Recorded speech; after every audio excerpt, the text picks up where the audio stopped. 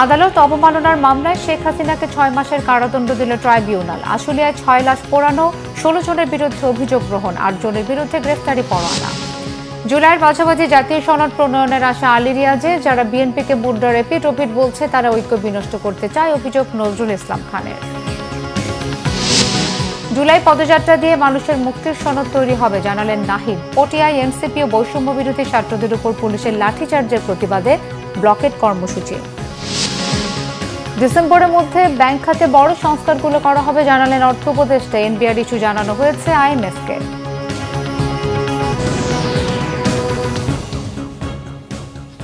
দেখছিলেন crown cement সংবাদ শিরোনাম, এবারে বিস্তারিত। আদালত অবমাননার মামলায় শেখ হাসিনাকে 6 মাসের কারাদণ্ডের রায় ঘোষণা করেছে আন্তর্জাতিক অপরাধ ট্রাইব্যুনাল। গণঅভ্যুত্থানে ক্ষমতাচ্যুত প্রধানমন্ত্রী শেখ হাসিনার বিরুদ্ধে প্রথম রায় এটি। এদিকে 5 আগস্ট আশুলিয়ায় 6 লাশ পোড়ানোর মামলায় 16 জন আসামির বিরুদ্ধে অভিযোগ আমলে নিয়ে সাবেক এমপি সাইফুল ইসলাম সহ 8 জনের বিরুদ্ধে গ্রেফতারি পরোয়ানা জারি করা হয়েছে। বিচারপতি নজরুল ইসলাম চৌধুরীর নেতৃত্বাধীন ট্রাইব্যুনাল 2-এ মামলার শুনানি হয়। সকালে এই মামলায় গ্রেফতার পুলিশ কর্মকর্তা আব্দুল্লাহ হিল কাফি, শাহিদুল ইসলাম, ডিবির পরিদর্শক আরাফাত সহ 7 জনকে হাজির করা হয় ট্রাইব্যুনালে। গত 19 জুন তদন্ত প্রতিবেদন হাতে পায় প্রসিকিউশন। তদন্ত প্রতিবেদনে সাভারের সাবেক এমপি সাইফুল ইসলাম সহ 16 জনকে অভিযুক্ত করা হয়। 6 জনকে গুলি করে হত্যা ও লাশ পোড়ানোর বেশ কয়েকজন পুলিশ সদস্যের সংশ্লিষ্টতার অভিযোগ করা হয়েছে। গত বছরের 5 আগস্ট সাভারের আশুলিয়ায় পুলিশের গুলিতে প্রাণ হারান 6 তরুণ। এরপর পুলিশ ভ্যানে তাদের লাশ তুলে আগুনে পুড়িয়ে দেওয়া হয়। এ ঘটনায় 11 সেপ্টেম্বর মানবতাবিরোধী অপরাধের অভিযোগ এনে আন্তর্জাতিক অপরাধ ট্রাইব্যুনালে মামলা করা হয়। যে মামলাটা প্রথম থানায় হয়েছিল সেই বাদী কিন্তু পরবর্তী সময়ে আন্তর্জাতিক অপরাধ ট্রাইব্যুনালে সাক্ষী হয়েছেন এবং সেই মামলার যাবতীয় ডকুমেন্ট আন্তর্জাতিক অপরাধ ট্রাইব্যুনালের কাছে পাঠানো হয়েছে।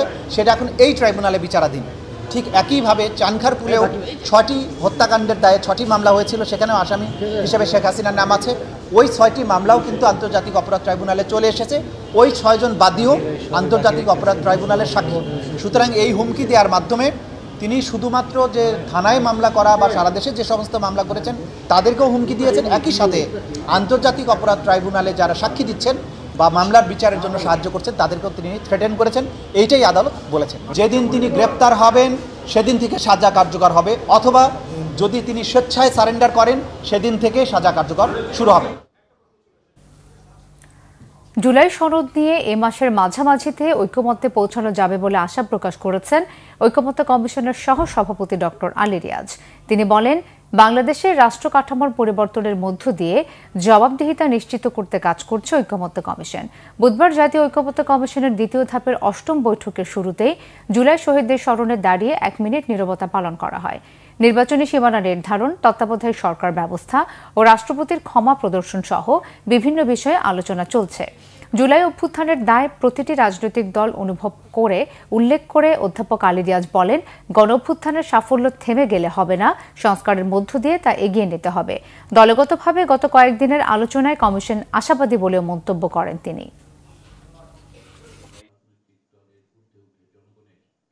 বাংলাদেশের রাষ্ট্র কাঠামোর পরিবর্তনের মধ্য দিয়ে একটি জবাবদিহিমূলক রাষ্ট্র তৈরি করতে পারি, যেন নাগরিকের গণতান্ত্রিক অধিকার সুরক্ষিত হয়, যেন জীবনের অধিকার সুরক্ষিত হয়, যেন গুম, হত্যা, বিচার বহির্ভূত হত্যা, বিচারিক হত্যার শিকার না হতে হয় আমাদের। জুলাই মাসের মাঝামাঝি সময়ে হয়তো একটা সনদের জায়গায় যেতে পারবো।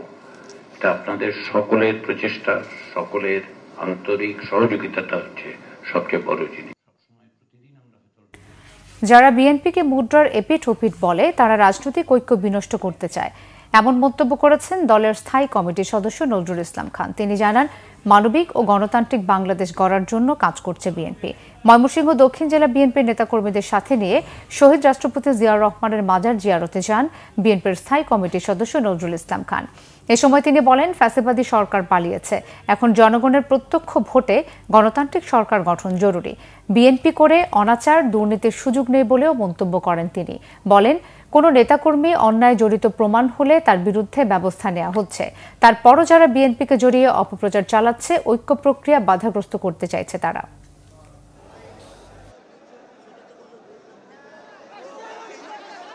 দেখুন, প্রত্যেকটা রাজনৈতিক দলের নিজস্ব মতামত থাকতেই পারে, বাংলাদেশের সব রাজনৈতিক দল আমাদের সমর্থন করবে বা আমরা তাদের সবাইকে আপন ভাববো এমন কোনো মনে করার কারণ নাই।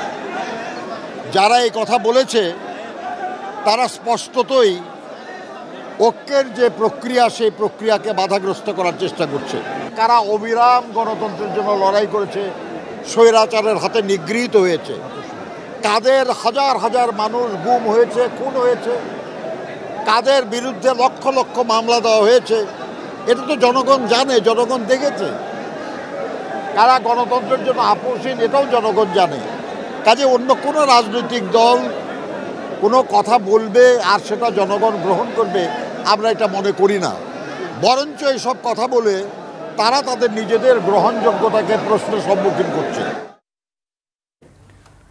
এনসিপির আহ্বায়ক নাহিদ ইসলাম বলেছেন, জুলাই পদযাত্রা দিয়ে মানুষের মুক্তির সনদ তৈরি হবে। কুড়িগ্রামে দলের পদযাত্রায় একথা বলেন তিনি। এদিকে চট্টগ্রামের পটিয়ায় এনসিপি ও বৈষম্য বিরোধী ছাত্র আন্দোলনের নেতাকর্মীদের সঙ্গে পুলিশের সংঘর্ষের প্রতিবাদে পটিয়া ব্লকেট কর্মসূচি পালন করছে বৈষম্য বিরোধী ছাত্র আন্দোলন। সকাল 10টায় পটিয়া থানার সামনে এই কর্মসূচি পালন করেন তারা।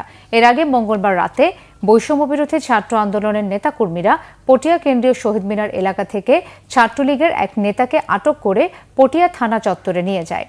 এই ছাত্রলীগ নেতার নামে মামলা না থাকায় পুলিশ তাকে গ্রেফতার না দেখিয়ে নিজেদের হেফাজতে রাখে। এতে ক্ষুব্ধ নেতাকর্মীদের সঙ্গে পুলিশের বাকবিতণ্ডা হয় এবং এক পর্যায়ে সংঘর্ষের ঘটনা ঘটে। এতে উভয় পক্ষের অন্তত 10 জন আহত হয়েছেন।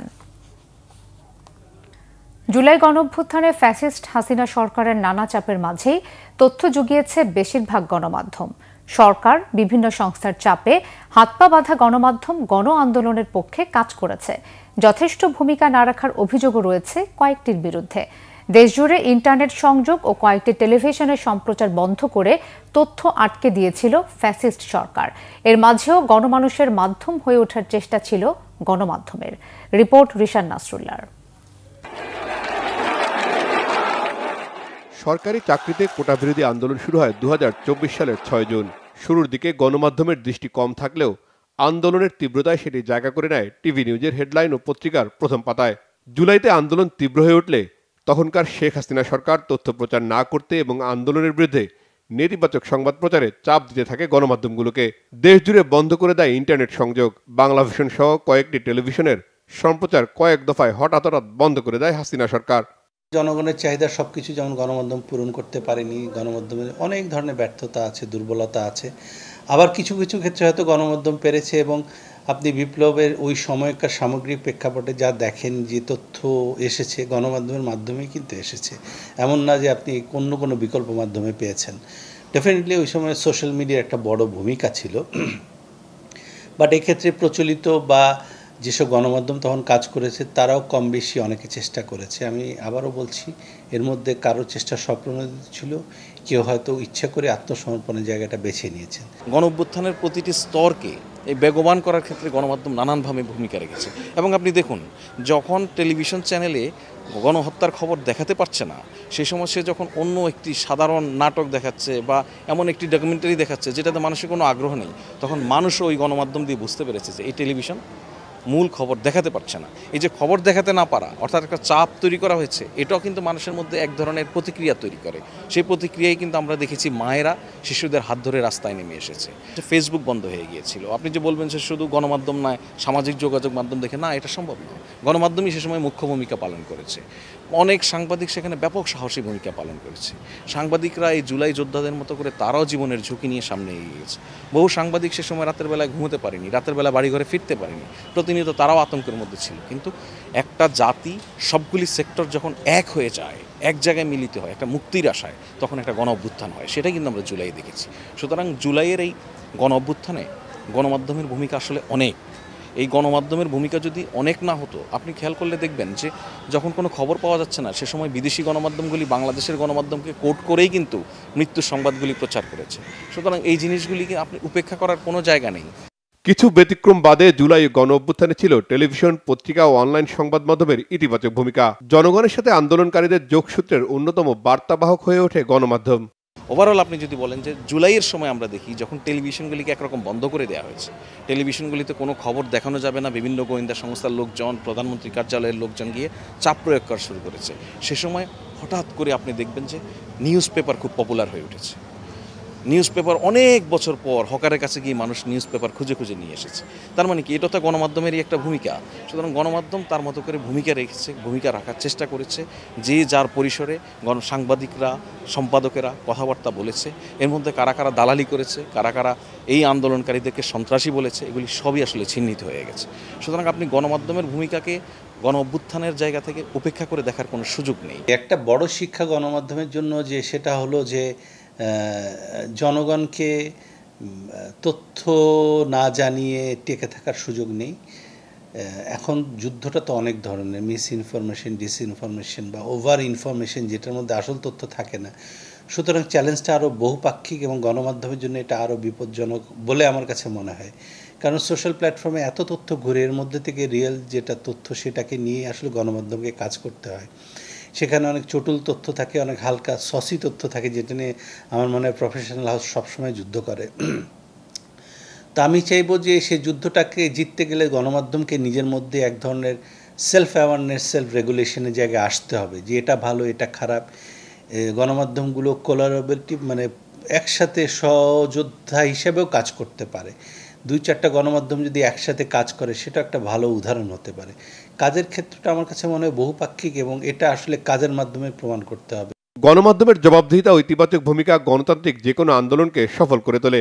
শুধু সংবাদ পরিবেশন নয়, জনমত তৈরি ও জন আকাঙ্ক্ষার প্ল্যাটফর্ম হিসেবে সমালোচনাকে সঙ্গী করেই নতুন বাংলাদেশ গঠনে ভূমিকা রাখবে গণমাধ্যম। রিশান নাসরুল্লাহ, বাংলাভিশন, ঢাকা। অর্থ উপদেষ্টা ডক্টর সালেউদ্দিন আহমেদ জানিয়েছেন, ডিসেম্বরের মধ্যে ব্যাংক খাতে বড় সংস্কারগুলো করা হবে, তবে গ্রাহকদের টাকা ফেরত দিতেই হবে। রাজধানীতে ইআরএফ কার্যালয়ে SME foundation ERF media award অনুষ্ঠানে একথা বলেন তিনি। ডক্টর সালেউদ্দিন আহমেদ বলেন, ব্যাংক কর্মকর্তারা অনেক সময় দেখে শুনে লোন দেন না, এর কারণে অনেক বেশি খেলাপি হয়, তবে ছোটরা ঋণ খেলাপি হয় না। বাজেটের আকার কিছুটা ছোট করার ব্যাখ্যা দিয়ে তিনি বলেন, অর্থের অপচয় হতে দেবে না অন্তর্বর্তী সরকার, দাতাদের ঋণও ছাড় হচ্ছে।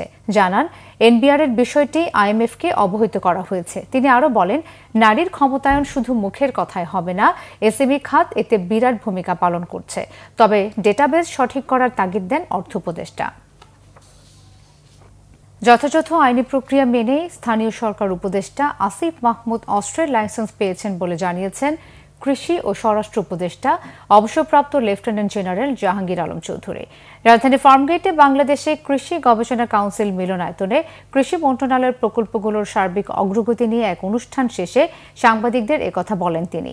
জানান, সম্প্রতি কুমিল্লার মুরাদনগরের ধর্ষণ এবং ভোলায় নির্যাতনের ঘটনায় জড়িত সবাইকে ঘটনার সাথে সাথে আইনের আওতায় আনা হয়েছে। এছাড়া কৃষি নিয়ে তিনি বলেন, সবজি সংরক্ষণের জন্য সারা দেশে ছোট বড় 100টি কোল্ড স্টোরেজ তৈরির কাজ করছে সরকার। বৃষ্টির পানি ধরে রাখার পাশাপাশি খাল খনন সহ বিভিন্ন কৃষি খাতে যেসব প্রকল্প হাতে নেওয়া হয়েছে তা বাস্তবায়ন হলে কৃষক ও ভোক্তারা সুফল পাবেন বলে উপদেষ্টা আশা প্রকাশ করেন। গত 1 জানুয়ারি থেকে 30 জুন পর্যন্ত জাতীয় পরিচয়পত্র সংশোধন 9,07,662টি আবেদন নিষ্পত্তি করেছে নির্বাচন কমিশন। নির্বাচন ভবনে এনআইডির ক্র্যাশ প্রোগ্রাম নিয়ে সংবাদ সম্মেলনে একথা জানান নির্বাচন কমিশনের সিনিয়র সচিব আখতার আহমেদ। তিনি বলেন, এনআইডি কারেকশনের জন্য 9,84,356টি আবেদন পেন্ডিং ছিল। এর মধ্যে ক্র্যাশ প্রোগ্রামের মাধ্যমে জানুয়ারি থেকে জুন পর্যন্ত নিষ্পত্তি হয়েছে 9,07,662টি আবেদন। অনিষ্পন্ন আবেদন রয়েছে 76,694টি। এতে গ্রাহকদের ভোগান্তির মাত্রা কমেছে। এর আগে নির্বাচনী প্রক্রিয়া সহযোগিতা নিয়ে জাপান ও জাতিসংঘের প্রতিনিধি দলের সাথে একটি চুক্তি স্বাক্ষর হয়।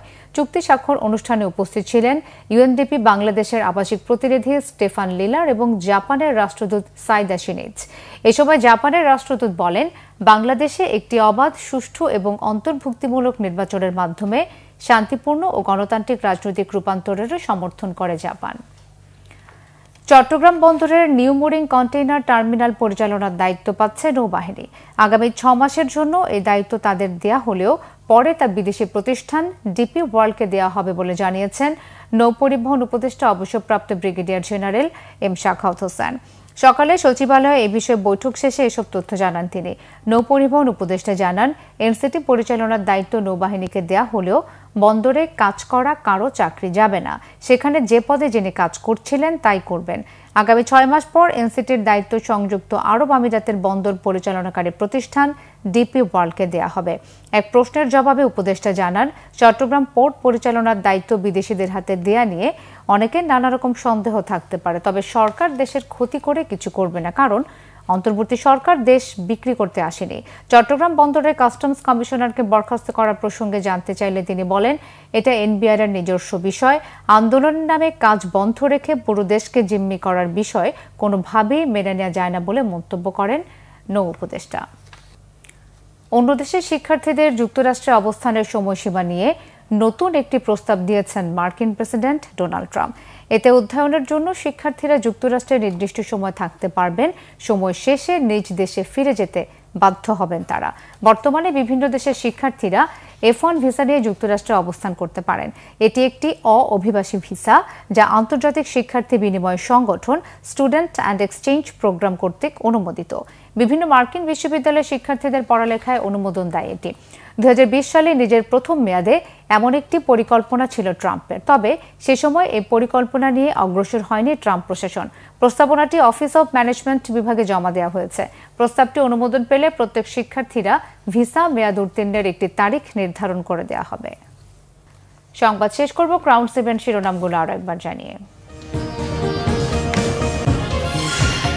আদালত অবমাননার মামলায় শেখ হাসিনাকে 6 মাসের কারাদণ্ড দিল ট্রাইব্যুনাল। আশুলিয়ায় 6 লাশ পোড়ানো, 16 জনের বিরুদ্ধে অভিযোগ গ্রহণ, 8 জনের বিরুদ্ধে গ্রেফতারি পরোয়ানা। জুলাইয়ের মাঝামাঝি জাতীয় সনদ প্রণয়নের আশা আলী রিয়াজে, যারা বিএনপিকে মুদ্রার এপিট ওপিট বলছে তারা ঐক্য বিনষ্ট করতে চায়, অভিযোগ নজরুল ইসলাম খানের। জুলাই পদযাত্রা দিয়ে মানুষের মুক্তির সনদ তৈরি হবে, জানালেন নাহিদ। পটিয়ায় এনসিপি ও বৈষম্য বিরোধী ছাত্রদের উপর পুলিশের লাঠিচার্জের প্রতিবাদে ব্লকেট কর্মসূচি। ডিসেম্বরের মধ্যে ব্যাংক খাতে বড় সংস্কারগুলো করা হবে, জানালেন অর্থ উপদেষ্টা। এনবিআর ইস্যু জানানো হয়েছে আইএমএফকে।